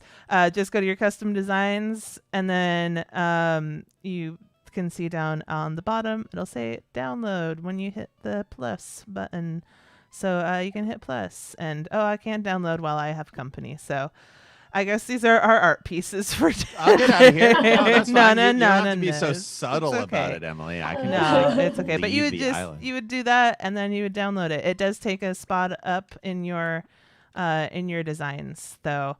So that's why we only had the 4 up on the wall for today. But don't you worry, we're gonna decorate even more with some more art, because Nicole and your colleague Sarah, shout out to Sarah at the Getty Museum as well. Yeah, shout out to Sarah. The two of you did like the most amazing game prep in the world, with like this beautifully organized Google Doc and all of these QR codes that you sent over, and then I'm putting things on the wall and going, oh no, I only have 4 spots. Oh no. So with the hope that we could have switched things around, but I mean, Pat, we can try. If is there a particular one that you are really excited about, Nicole, that you want to talk about? Because we can kick Pat out of here, and then I can switch the designs so that we can talk about those. Because, like I said, like this is like the OCD in me just is weeping with joy over this Google Doc here. Should it be marine? What do we feel? I mean, to add a new artwork. You're the guest on this stream. It's totally up to you. Oh man, I mean, if we could add that Hydra, is pretty cool. Ooh, the Hydra. Okay. Yeah, so it's like it says bonus Hydra. Bonus Hydra. I mean, what other kind of Hydra would you want besides a bonus Hydra? Okay, we are gonna say Emily, goodbye you to might need Pat. to take the QR code. Yeah, I do need to take the QR code down. And I'm heading home to my island. So Off you go. Bye. Bye, Pat. Bye, everybody. And then we're just going to kick him off the stream as well. So now it's just Emily and Nicole. No. Oh, no. It's happened again. Okay, we're going to... Okay. Can't I stay? Okay. I got to download the image here from your website. Yeah, and it's fun. It was fun playing around with the generator and the Getty's collection pages, because some things look really cool in Animal Crossing and other things like not so much. Yeah, some of them where you're like, oh, this is beautiful, and then you put it into the QR code generator, you're like, oh no. Oh, sad. It got pixelated and it's black and white. We tried. Yeah. It's amazing. I love it. And I think just for anyone who's looking in the chat on how to use it, I found it helpful to search for stuff in the collection pages, and then once you found the title, search for that in the generator, because it was a little easier to filter. But absolutely. Anyway, yeah. Did we make a QR code for the Hydra already? I don't think we did. Oh, I can. So The issue with making a QR code for the Hydra, though, is that if you cut one of them off, then many more show up. yeah, it's So that's something to consider. Okay. Also, if Captain America is in the game, he might not be too excited about this particular set of circumstances. To you. Sorry, this is very. I think it's in. Let's see. It's in the Google Drive, I think. Is it? Did I might just need to refresh. There's just so many things. There are so many of them that I. Oh, yep, It's there all- it is. Yep, I just Yeah. needed to refresh. All right. Let's see here. QR code. Scan a QR code. Yes. Let's do that. Save. All right. Oh, which painting are we going to replace? We can never replace the Happy Octopus painting. Let's just face No, that fact never. right there. But we are going to replace this one right here. But we have to hit the right button in order to. Oh, I can't do. Oh no! Oh no! Okay. Patrick, distract while I run to the airport. Distract while you run to the airport. Yeah. Why? What needs to happen at the airport? I have to close the gate before I can download stuff. Oh, okay. Well, so hi everybody. This is your terrible boy Pat. Just biding some time. We're here with Nicole from the Getty Museum. Nicole, we've had a few questions for you about your ocean enthusiasm, and as I understand it from our talk before the stream, you are actually a marine science enthusiast yourself, correct? Yes. Yeah. So actually, I studied bio in college, but also when I was I'm from the LA area and volunteered at the Cabrillo Marine Aquarium. Shout out. Nice. And it's a little aquarium down in San Pedro. And yeah. Well, and you that aquarium is a leader in giant sea bass propagation. So shout out to all the folks out there. We work with them on giant sea bass. Yeah. Oh, cool. Yeah. And so I also just kind of often go to the tide pools around LA and just love all things marine. But Nice. it's a while since I've studied it or anything professional, since I've been doing classics and art. But yeah. Nice. And we have a question from Chicken Jordan Blue, which is one of my favorite names in our chat always. Since we can now all curate little art shows in our Animal Crossing houses, Nicole, what do you think about curation styles that group art displays by theme rather than time, place, and artistic movements? Do you have anything to say about that? Oh, wow. That's a good question. It's a thing an issue museums struggle to figure out. The Getty just reinstalled the villa, as I mentioned earlier, in a more chronological format away from the thematic. But I think some people like thematic because you can kind of bounce around different time periods. For your own house, though, I'd say do what you find most interesting. So if it's your own home, or I don't know, if you look around even just where you are now, I think we're all stuck at home. I have some playbills on one wall and some art posters on another. And so they're kind of grouped by my own interests. But yeah, I think for your personal Animal Crossing collection, thematic might be the way to go. Unless you really like organizing and having that timeline. All right. So follow your heart, Chicken Jordan Blue. Totally. For the art. Follow your heart. Follow your art. Heart. Your heart. Oh, Okay. I'm still on Nailed the puns. Good job. Nice. Oh, thank you. Appreciate it. I think we bought Emily enough time. Emily, Yes, you're back. I am back. Nice. I'm back with our new painting. Oh, it's in the wrong place though, and that's gonna bother me. Emily, no. I'm sorry. I'm sorry. It went up on the wall and it just went up. There we go. Oh, look at that piece in order. There it is. There it is. There she is. And then we can do this and we'll transition so that we can have the image up on screen with it. And look at this professional stream that we have going on here. Amazing. Well, Nicole, tell us all about this awesome piece. Oh man, this is just one of the coolest. I mean, there's a lot of, I'll say that for every object. This is one of the coolest objects in the collection. It's a Curating hydria, which is the name of the shape of the vessel. So this little two-handled vessel. But what's on it is amazing. And you can see that many-headed animal is the hydra. And we've got Heracles with his club raised. He's on the right. And so for the image on that you downloaded, is just the hydra, but the vase has a lot more going on. And you can see Heracles, he's got his club up and he's about to try and cut off one of the heads of the hydras or hit it. And we all know how that goes. They regenerate. Spoiler, not great. Spoiler. Don't do that. Not great. Yeah. And it's kind of got some other marine. On the other side, it has a crab. You can just see it but trying to attack Heracles' foot on the far right. There's a little crab that's like stopping him. But yeah, I think it's just such a beautiful representation of this crazy. So it's not a sea monster per se. It's more of just a monster, but it lived by a lake, presumably. So close enough.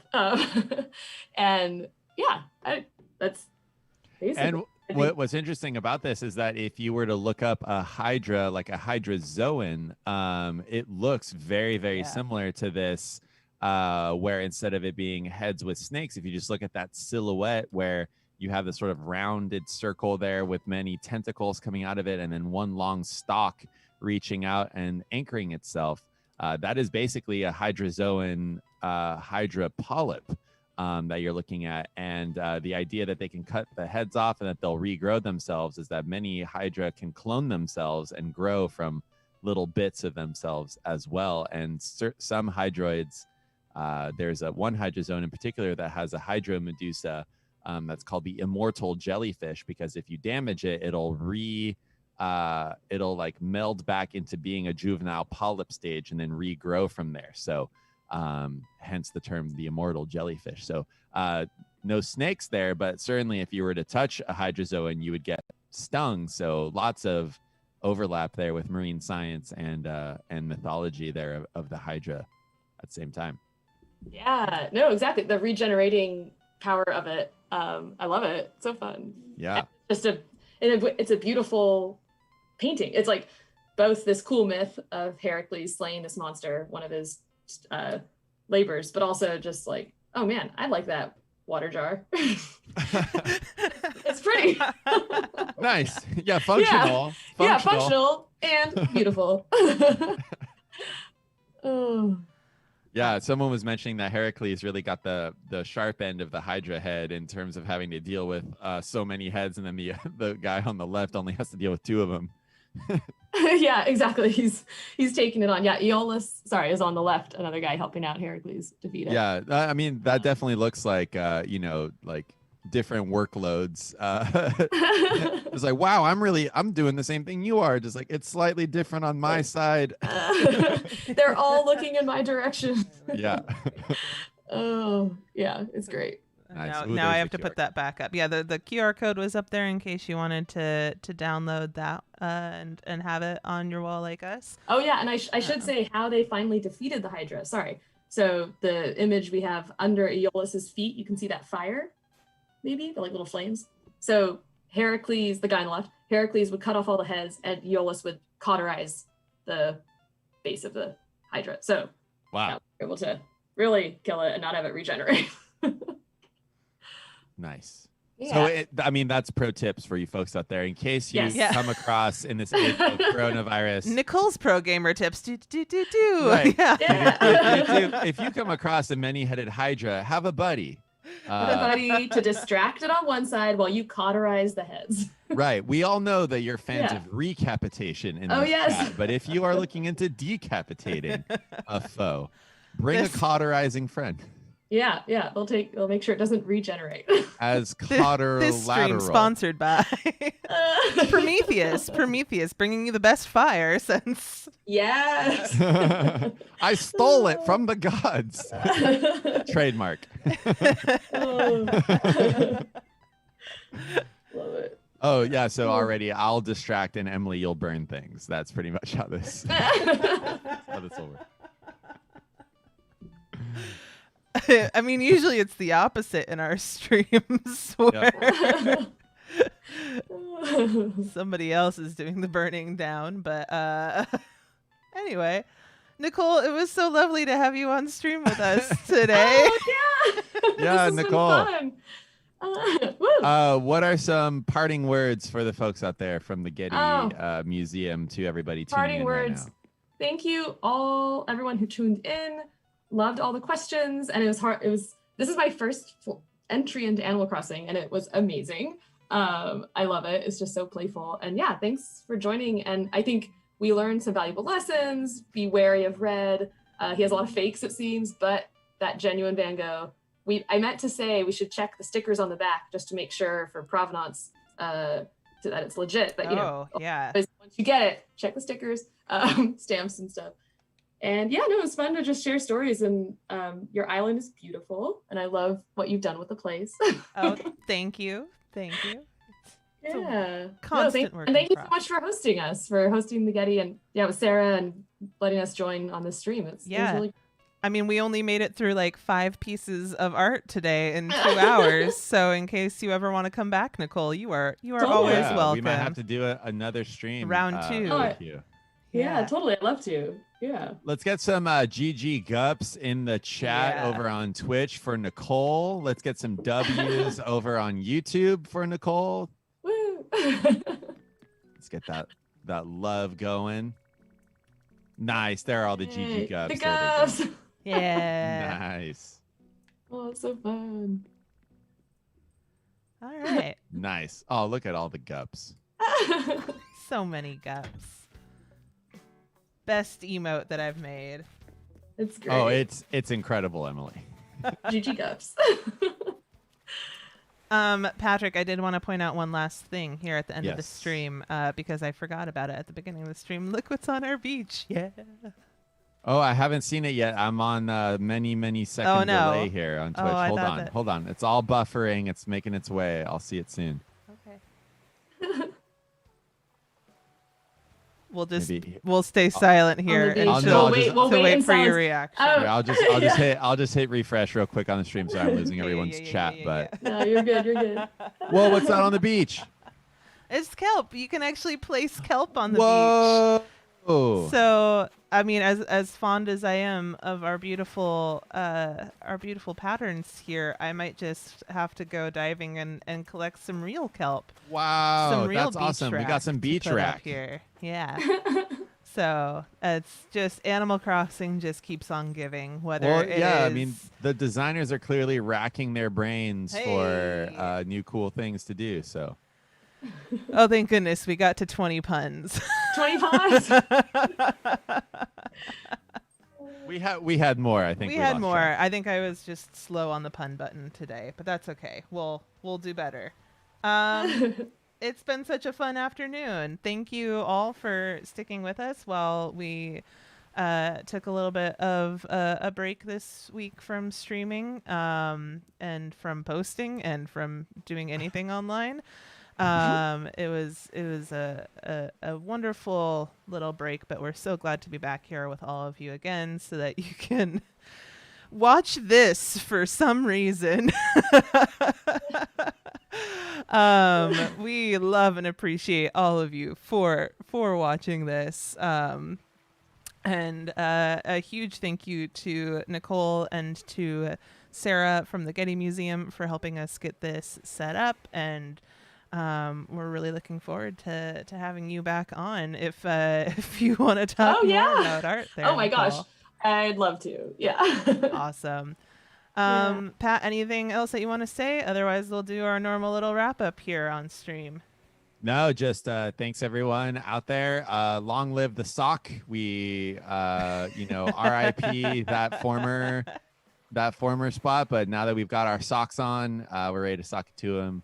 And thank you for dealing with your terrible boy. All I want to do is some front flips into the ocean, and I appreciate all you letting me do that. So it's true. It's absolutely true. I threw a couple of our normal links there in the Twitch chat. For those of you who support us over on Twitch, again, thank you so much. All of those subscriptions and the bits go directly to helping the aquarium right now while we are closed. Please consider helping to support other organizations like the Getty Museum too during this closure, and we hope that we can open our doors to everyone again once things are under control and it's a little bit safer for everybody to be out there enjoying art and enjoying nature and enjoying the sea otters at the aquarium. But until then, we will continue to keep on bringing you the aquarium here live over the internet as much as we can. And with that, I hope that you all have a wonderful weekend. I hope that you're all being kind to yourselves and staying safe out there. Don't forget to be kind to each other, and we will see you all again soon. Thanks, everyone. Bye, everybody. Bye. Bye, everyone. Bye.